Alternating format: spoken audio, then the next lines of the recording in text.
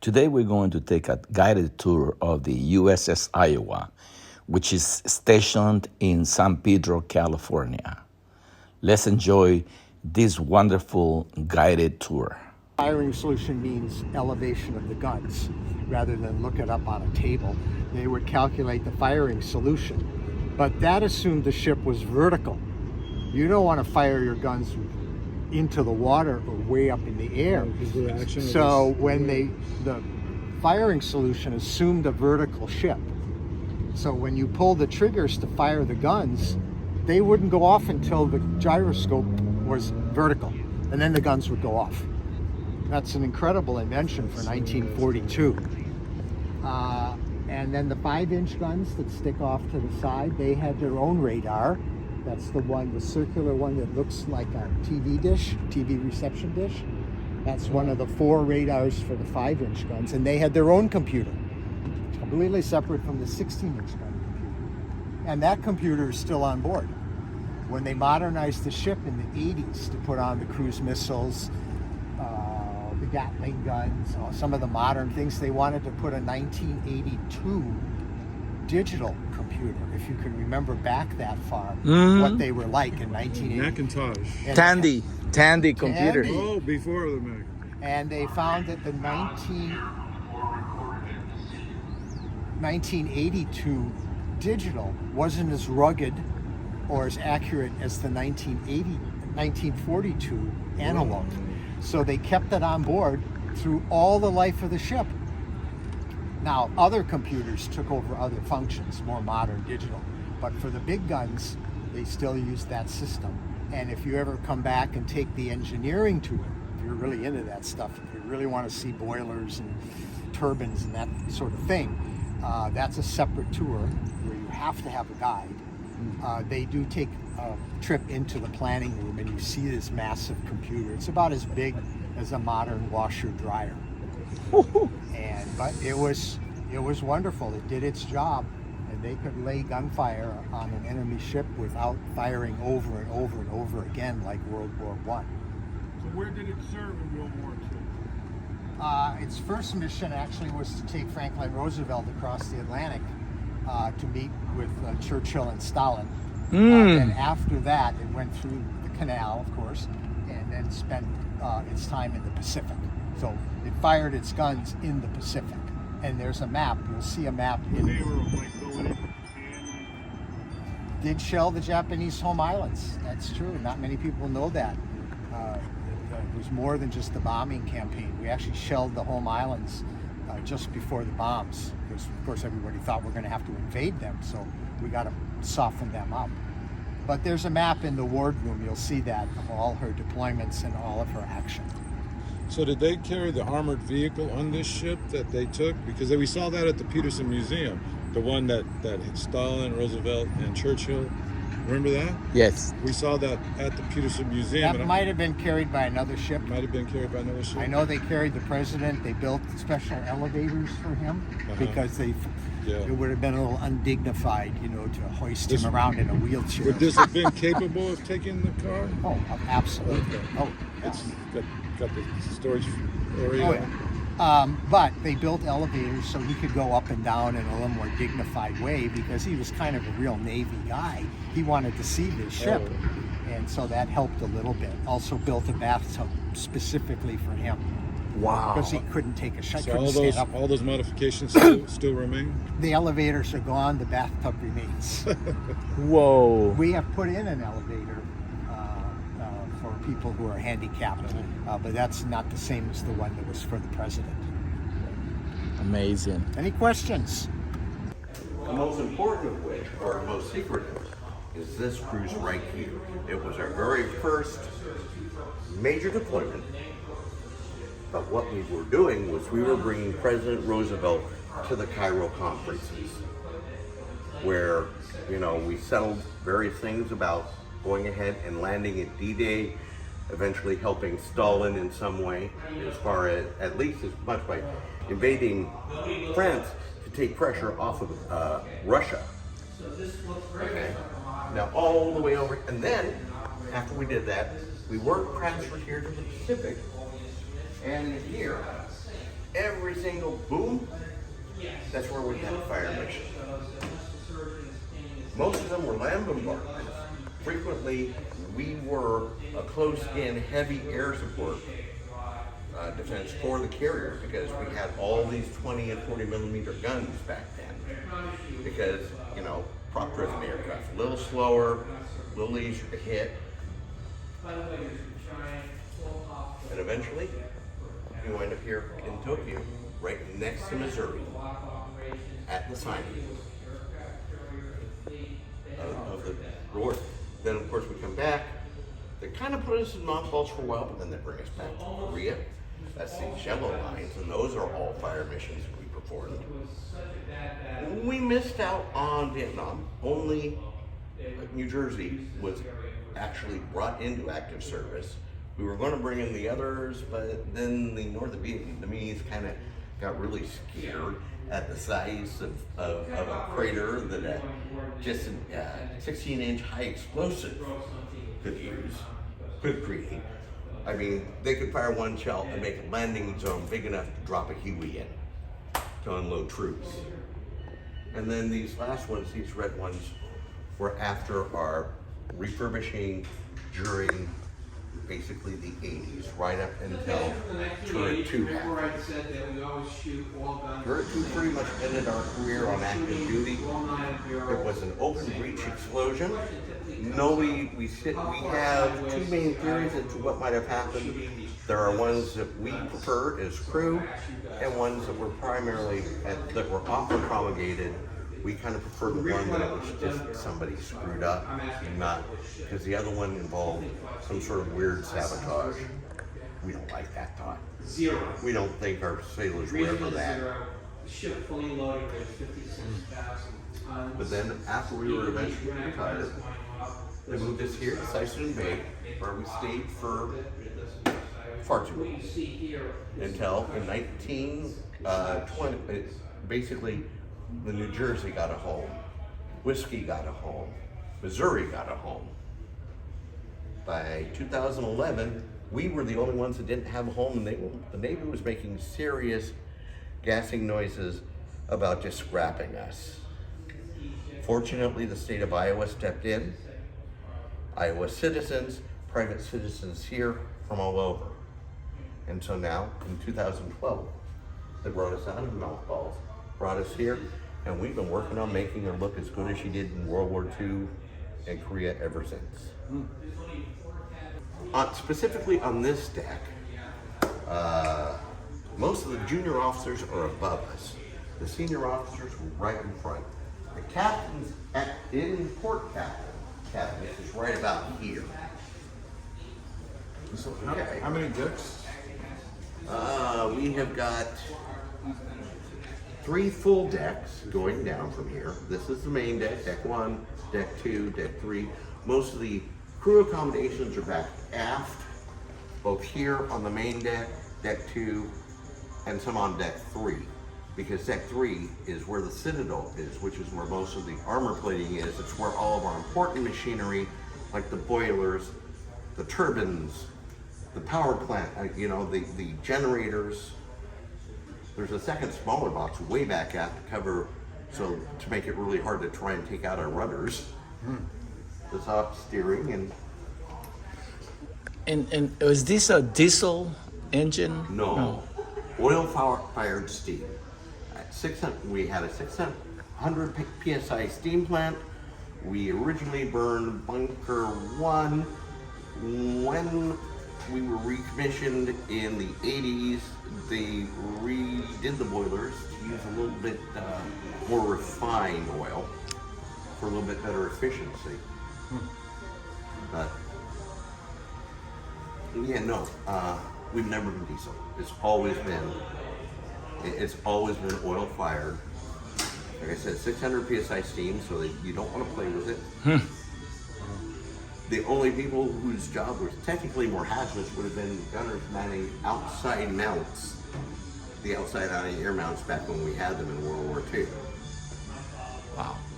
Because, you make a mistake with 600 psi steam. Woo! You're done. Yeah, exactly. Okay, so this is an optical sight. This is World War I technology based on high school trig. That thing you wondered, why the heck did I have to learn about sine and cosine? Well, that's what this is. So if anyone cares to look through the eyepiece, it's aimed at that crane, that big crane sitting out there. And if you look in there, you're going to see that the crane is cut in half, like this. And that's because of the way the optics are set up. Okay? And that's what this is. This is one half of a real one. Okay, so this is one set of optics. On the other side of the gun housing would be the other set. And in between, in the middle, would be the operator sitting looking through a pair of what looks like binoculars. Okay? And way out there would be a ship, your enemy warship that you're trying to hit. And it would be cut in half just like that crane is. Okay? Okay, and Put your eye real close, yeah. yeah, okay, you see that crane is cut in half. Oh, yeah. Two pieces, okay? And so in the American Navy, So you have to line that up. That's, Yeah. that's when you're dead on. so the American Navy and the British Navy, all the optics on the left side are fixed. And you can think of that as a straight line to your target. That's the range. That's what you're trying to calculate. And this dial right here, which is exactly what would be in the turret, there'd be a dial. The operator rotates this until the two halves come together. And what he's done, doing this, is angling a mirror that brings the two images together. If you know that angle, and you know this separation, baseline of the triangle, you calculate that part of the triangle from trigonometry. In fact, tangent. Tangent is the opposite over the adjacent. Okay? If you have the adjacent and the angle, you can calculate the opposite, and that's your range. And if you look in the bottom of the lens, it's not easy to see, but the bottom of the lens is scored, or calibrated, and it will give you the range to the target in yards. Okay? And you can tell that just by a small difference in the here, that number will change. And all you have to do is be off a degree or two, and at 15 miles, you've missed by several hundred yards. So that's optical sighting, and that's why it was so inaccurate. Because here we're stationary. We're sitting still, that's sitting still. We're not rocking side to side. There's no smoke from all the gunfire. Nobody's shooting at you. You're not scared. And it's still hard to do. That's why this system was abandoned in favor of radar. Radar doesn't get scared. Radar doesn't care about smoke. It's always accurate. So that's optical sighting. And in the real world, some officers would have carried around ones like this just to get an approximate range. And then these guys would have taken over because the optics is so much better. I don't know why they do this.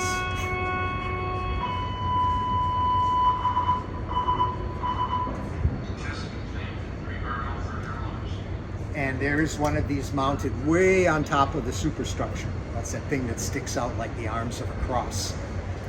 Because optical sighting is limited, right? Your eye can't go over the horizon, whereas radar can do that. So it's limited by line of sight. And up top, the distance to the horizon is about 18 miles. But your guns can shoot 24 miles, so you're kind of wasting 6 miles by not being able to see the target. The radar can do that. Plus it can work at night. You can't shoot at night if you're trying to see things optically. Okay? So that's a little bit about optical sighting and World War I technology. Own separate motor, electric motor, to try and suck air in and eject it, to try and keep air circulating. No air conditioning in World War II. The ship was deployed in the South Pacific. It was hot at night, hot in the daytime. And humid. Humid. And so the classic pictures of the sailors sleeping under the turrets at night. They all wanted to sleep on deck if it were safe because it was too miserable inside the ship. So when you get to the bunk area, the one you see on the tour, that's the nicest one on the ship. Okay? All the other ones are worse. Very dreary, deep in the ship, hot. You see the best one. So the crew knows this is coming up. This is a planned shoot with live rounds, everything's live. And the rammer man that day, if you watch that really boring film about how the turret works, the rammer man, his job is to pull a handle which pushes in the shell. And then the 6 powder bags come up and he pulls the same handle but in a different way. And the powder goes in real slow because you don't want any spark, you don't want any squashing, jamming of the powder. Okay? So the rammer man that day, and the center gun of this turret was a total rookie. He'd never done the job before. And his name is Robert Wallace Backhoops, second guy on this list. He's the rammer man. His crewmates in the turret know he's a rookie, and everybody knows it's the one job on the ship, probably the only job on the ship, that if you screw it up, the whole ship could be lost. There's no other job like that on this ship except that thing. Because rammer man accidents have been known. It's happened to the Navy before, it happened right here. I'll tell you a little story about that, to another battleship. Anyhow, he probably made a mistake. It was human error. He probably rammed the propellant bags either too fast or too far against them and squashed it. Because remember, this is like flash paper that a magician uses. It's very delicate. And he did something wrong and all the bags of propellant detonated before they closed the breech of the gun. And since this is a housing is bolted together on the inside, these are all individual plates bolted together with bolts like that, big ones. So it can't explode like this, like a building blowing up. The explosion can only be contained in here and go down the elevators that bring up the shells and the propellant bags. So everybody up here is killed. All 25 guys up here are pretty much obliterated. And then it goes through the elevators, killing guys on the way down, all the way to the base of the turret where the propellant bags are stored. So when the rescue parties finally got down to the very bottom, these things are hard to access. So when they finally got down there, they found bags out of their containers, ready to be loaded, but already smoldering. Every turret has 350 tons of propellant and 300 to 400 shells. So if a magazine explodes, that's what that's called. A magazine is where that stuff is stored. If a magazine explodes, then you got the Arizona blowing up. No ship survives. So the designers weren't idiots. They specifically put valves in the turret that if you open the valves, in comes the seawater. Just like if you had a rowboat without its little plug in the back, that's exactly what they did. They flooded the magazine, brought in about 10,000 tons of seawater to flood the prevent a magazine explosion. And how many people died altogether? That's how many, 47. So 47 of the 75 or so were killed. 25 up here and then the rest down below, either by blast or by flame or by toxic gas or something. And the two saddest ones are Michael William Helton. I can never find the second one. LN, that means legal. They were lawyers, the two of them. Maybe you can find the second one that says LN. I can never find it. Robert Kenneth Morrison? Yeah. And why are two lawyers in here? Okay, well, because the day before, the chief of staff, the second in command, says there's not going to be any slacking tomorrow. I don't want the admiral to see sailors slacking. Everybody better be doing something. And so he makes his tour of the ship before the shoot, and he sees these two guys sitting in their office shuffling papers. And he really literally said, get your ass into turret 2 and just stand there. And believe me, you're going to stand there because there's a lot of stuff in here to hurt you. So they just stood aside like I would, because I don't know what to do. And they were killed. Wow. So that was the accident. There was human error, despite what the Navy originally said. This guy was distraught over a failed love affair and committed suicide and sabotage the load, putting something between the bags so that it detonated prematurely. That's what they first said, and they had to back off from that. So when you get to the end of the ship, the end of the tour, there's a big museum dedicated to the battleship. One room of that museum is dedicated to the explosion. So you should spend a few minutes in there going through that. They'll go over the history of what the Navy first said and how they finally figured out it was really just human error. Okay, so I said this had happened before. From 1920 to 1940, the Pacific Fleet was here in San Pedro. Battleship Row was right out here. It wasn't until the war games of 1940 that Franklin Roosevelt said, stay at Pearl Harbor. That used to be just a stopover on the way back to the West Coast. He said, stay in Pearl Harbor because bad things are going to happen. I want the fleet closer to Japan. That's why they were there that day. Okay, so the fleet used to be here, and they used to practice near Catalina. Shoot at an island. There's a lot of islands around Catalina. Shoot at them. Okay. So one battleship was out there practicing, the Mississippi, USS Mississippi, one of the classes before the Iowa class. And they had exactly the same thing happen.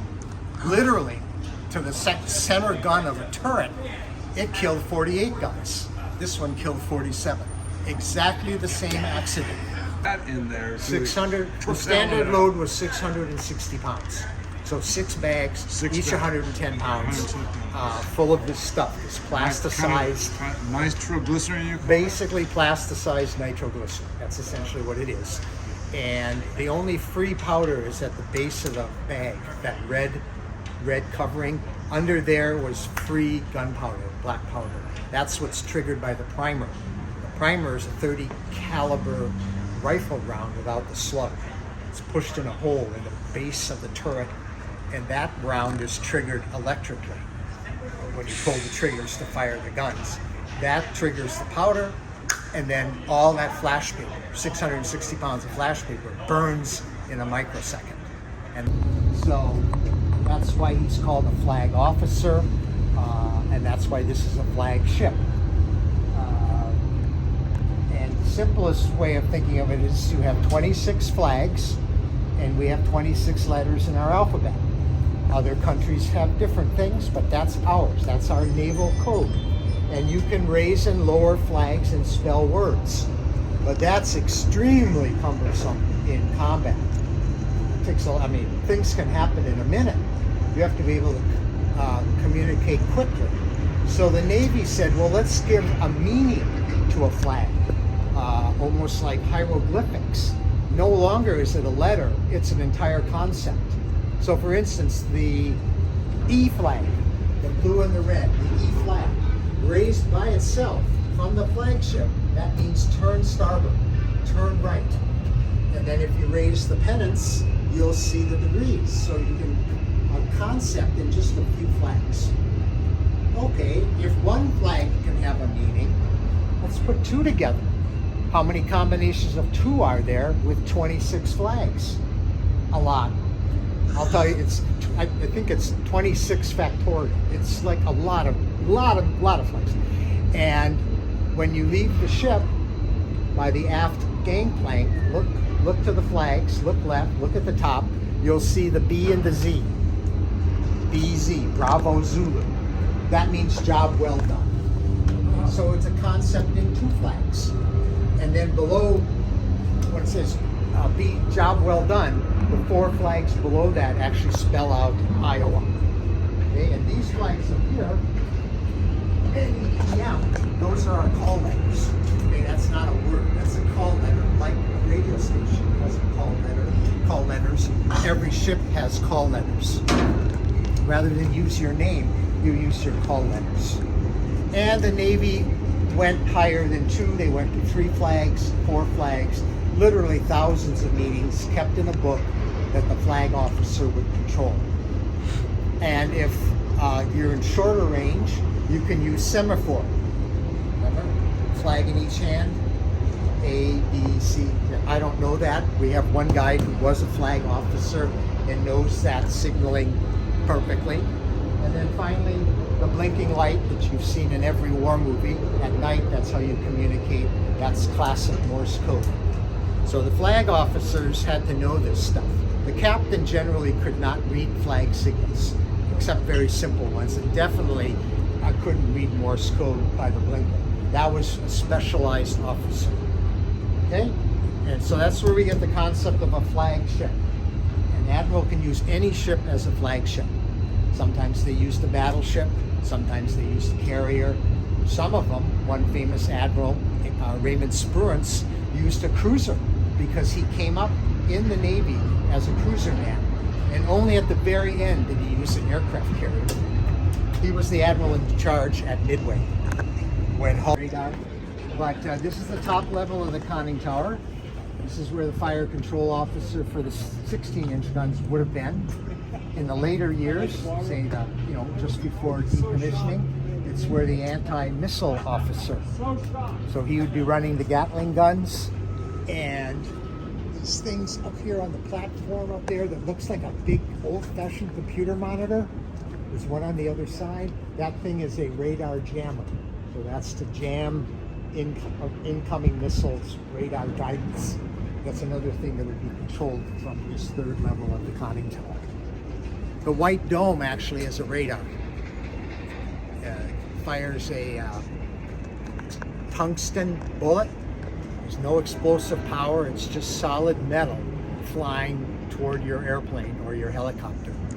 And it's capable of about 2,500 rounds a minute. What? Anything right there? Yeah, 6-barreled gun. Pretty much what you'd find on a Warthog. Okay, an A-10. yeah. Only A-10 is probably 5 times as big. And there's 4 of those mounts, and any 2 give you 180-degree protection, but a very limited range. Really effective range, only a few miles, which is not that great when you think of missiles coming at maybe 500 miles an hour. You don't get many chances to hit it. So most navies now have gone to anti-missile missiles, but still a dramatic weapon. Okay?